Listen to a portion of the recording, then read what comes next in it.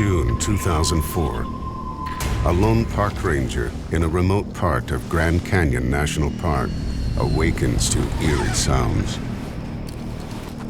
She looked outside her tent, and 12 to 15 people were walking up the trail, having mundane conversations.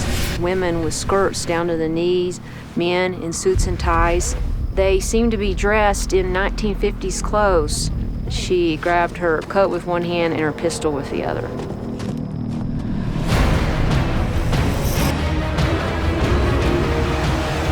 This is National Park: Secrets and Legends. In the desolate southwestern United States, a great divide, the Grand Canyon. This otherworldly crevice cuts over a mile deep into the Arizona desert. In the course of 300 miles, nearly the entire geological history of the Earth stands on display. Some believe that behind this breathtaking natural wonder lies strange, inexplicable power that can lead to disaster and death. 1956, two planes take off from Los Angeles Airport 3 minutes apart. One is bound for Chicago, the other for Kansas City, and their flight plans put them in separate airspace. 90 minutes later, the two aircraft, who should be miles apart, somehow collide. Why they collide is a total mystery. 128 passengers and crew of two airliners collided. It was the worst commercial air disaster in history. So people were shocked that two planes would meet together at the same time here at the Grand Canyon. That's a big piece of remote sky back there behind us. To this day, wreckage and debris still litter the site. The park rangers now call this place Crash Canyon. The body recovery operation was a nightmare. They hired a specialized Swiss team of climbers to climb up to try to recover some of the remains. They were not able to get all of the bodies out of the canyon. The crash was so violent, 33 bodies are never recovered. Their remains scattered in the canyon walls. It was the worst airliner disaster that had occurred in history at the time. There are people who feel that Crash Canyon is haunted by the people who died there in that 1956 tragedy. The location of the crash is exactly where a park ranger sees mysterious figures, one of the most remote places in the Grand Canyon. She saw 15 people wearing street clothes, women with skirts down to the knees, men in suits and ties, and they were walking up the trail. Behind them, 6 Native Americans followed and were speaking a language that KJ didn't understand. The figures the park ranger claims she saw are being led by Native Americans towards a place called the Confluence, where the Little Colorado flows into the Colorado River, which carved the Grand Canyon. I've hiked down to the Confluence. It's a very treacherous hike. It took me 2 days. It's a beautiful area, very special area, but I'm superstitious of some of the things that you find up the canyon. The Confluence has been a sacred place for the Hopi and other Native American tribes for thousands of years. For the indigenous peoples, it's one of their holiest sites. We have to have respect for it. We sort of like going to the Vatican, for example. Like going to the Wailing Wall for other people. For natives and non-natives alike, the Confluence has a strange magnetic attraction. Many are inexplicably drawn to it, as if by a strange, unseen power coming from where the two rivers mix. When you're in that area of the Grand Canyon, it's a vertical drop of thousands of feet. You think you're at the edge of the world, and that this is going down into some magical place of the gods. It's sort of like going to a place of worship. We go there for spirituality and especially guidance. The canyon walls at the Confluence are a sheer drop, almost a mile down, revealing billions of years of the Earth's history. Even if a climber can reach the bottom, survival is all but impossible in the desert heat. Dozens have died trying. Despite the risk, many people have been compelled to explore the mysterious area near the confluence. In 1909, the Phoenix Gazette publishes an article on an explosive discovery not far from the confluence where the two planes went down. It talked about a gentleman named G.E. Kincade who claimed he had been coming down the Colorado River prospecting. He was a part-time worker for the Smithsonian, so he always had his eye open for stories that the Smithsonian would be interested in. 1,500 feet above the river, he sees odd stains on the canyon wall. He parked his boat on the south side of the Colorado River and started to make his way up the cliff face. It's very difficult terrain, and the closer he got, the more dangerous it became. Kincade barely manages to complete the climb. But then he claims he makes a shocking discovery, one that can rewrite the history of the Western world.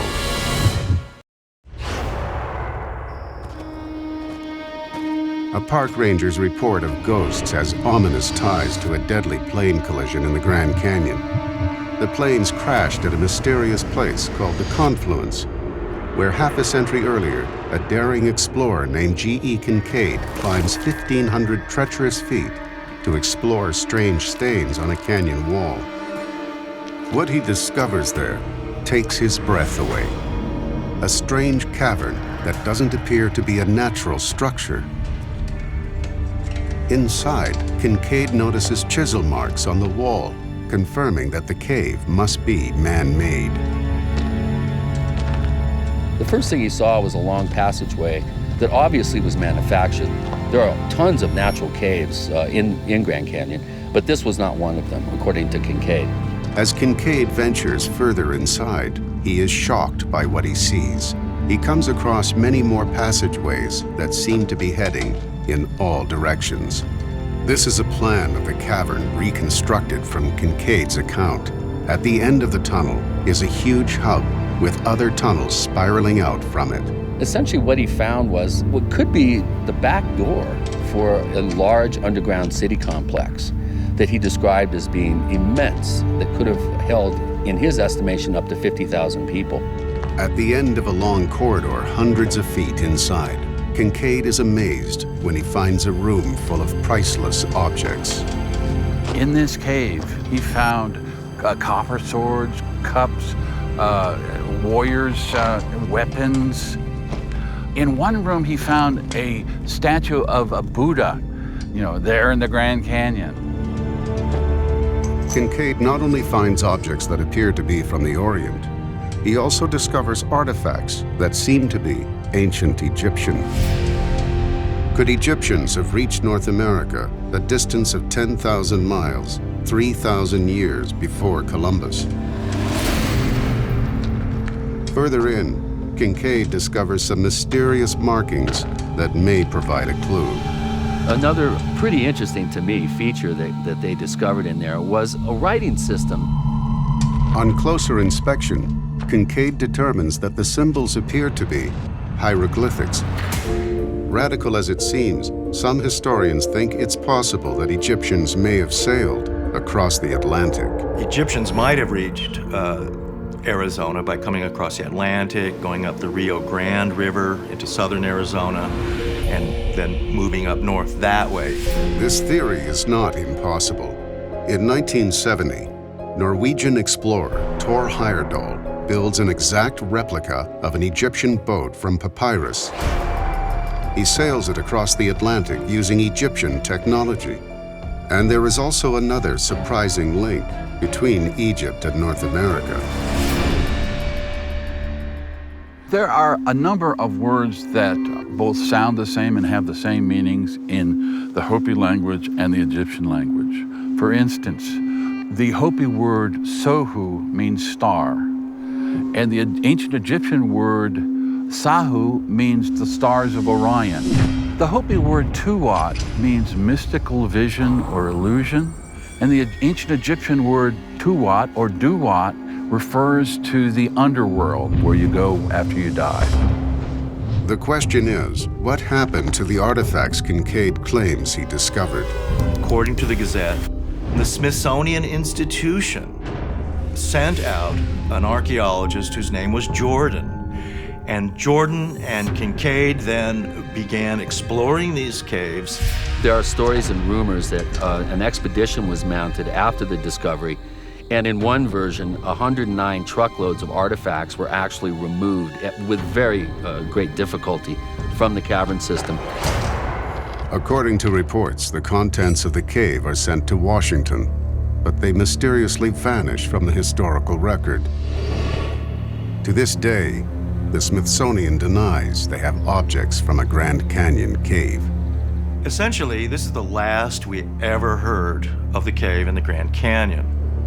Over a century has passed, and no one else has found Kincade's cave.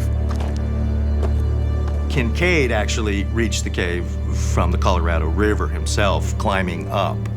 Today, this would be virtually impossible to go this way, simply because the Grand Canyon is so tightly controlled. Grand Canyon is extremely well monitored by the U.S. government, but there are some interesting areas that access is not allowed, even in one spot, Haunted Canyon, where access is even forbidden to most park personnel.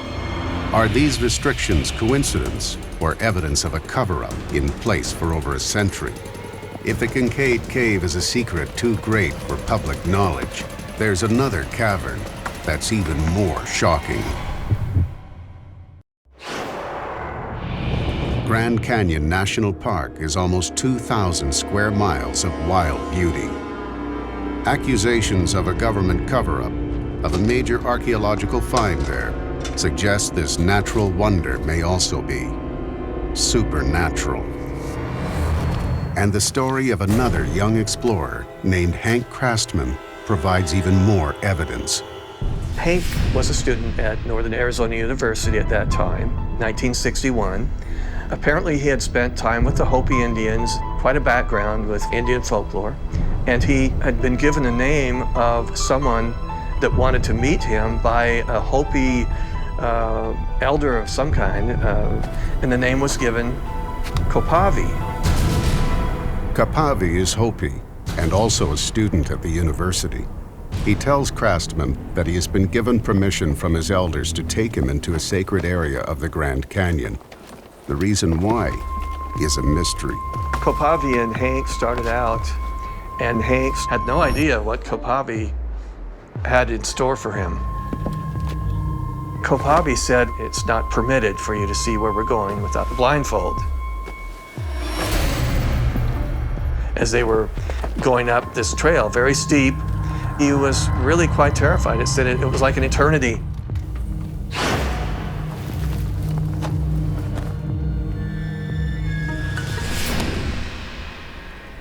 Kopavi was right next to a sheer rock ledge, and he said, "Hold out your hand." And Hank did so. To his surprise, his hand went right into the rock.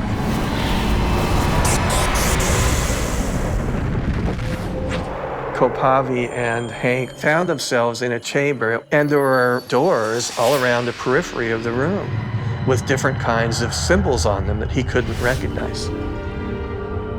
Kopavi walked up to one of the doors, put his hand directly over one of the symbols, and the door silently opened up.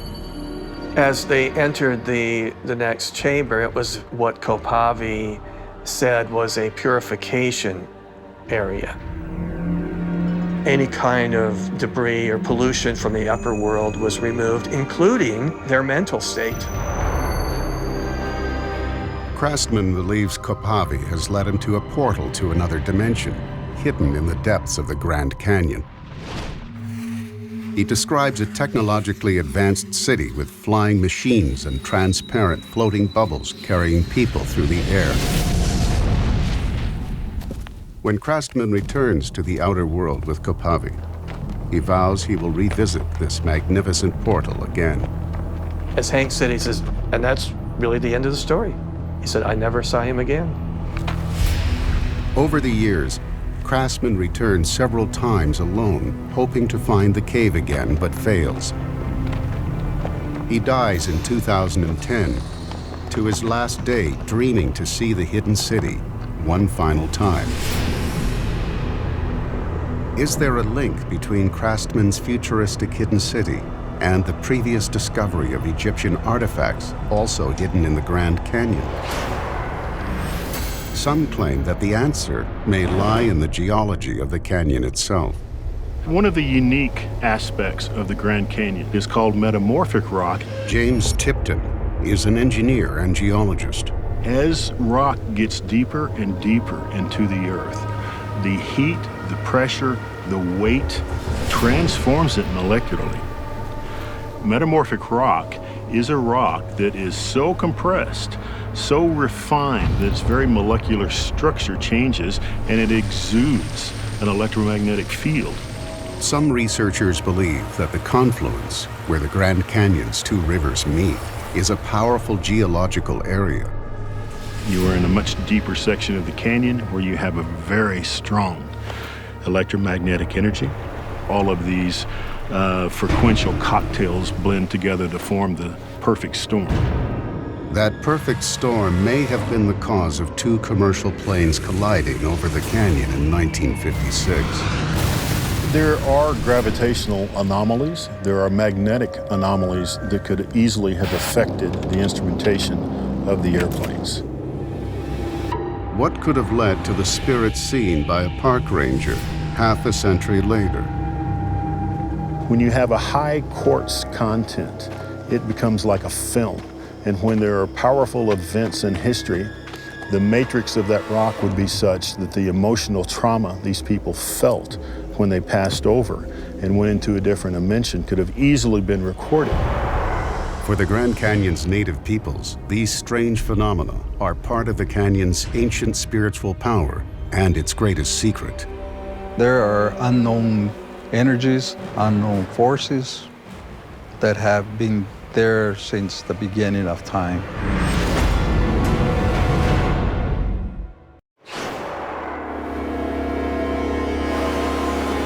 At the confluence of the Grand Canyon's two rivers, a park ranger claims to see spirits from a deadly air crash.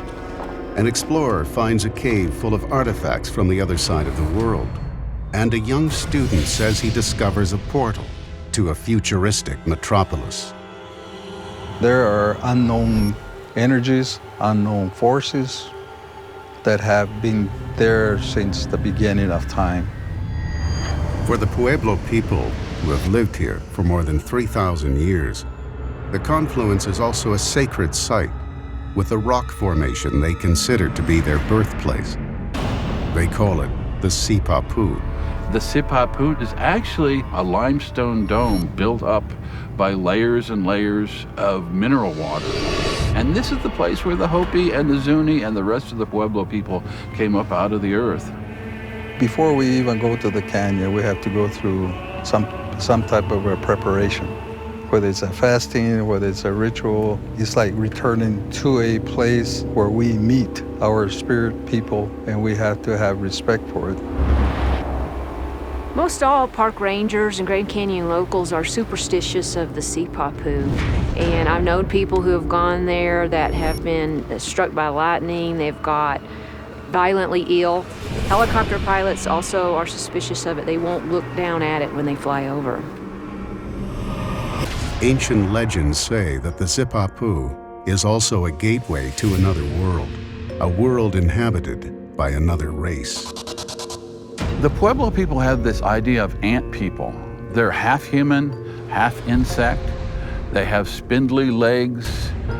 They have large bulbous heads. They have large eyes, and they have antennae. Hopi legend says the ant people took them underground and saved them from natural disasters such as earthquakes or floods. Did a technologically advanced race settle in the Grand Canyon in ancient times and protect the local tribes from annihilation? Some believe this could explain Hank Craftsman's account of a portal to another dimension and explore G.E. Kincade's discovery of a cave filled with ancient artifacts. Kincade's cave could be the physical manifestation of this legendary underworld that the Hopis have talked about deep in the earth. Could the Sipapu also be where native elders were taking the spirits from a plane crash that a park ranger saw in 2004, so they could finally rest in peace? The Native Americans were part of some sort of spiritual cleanse of the bad history that occurred at that area.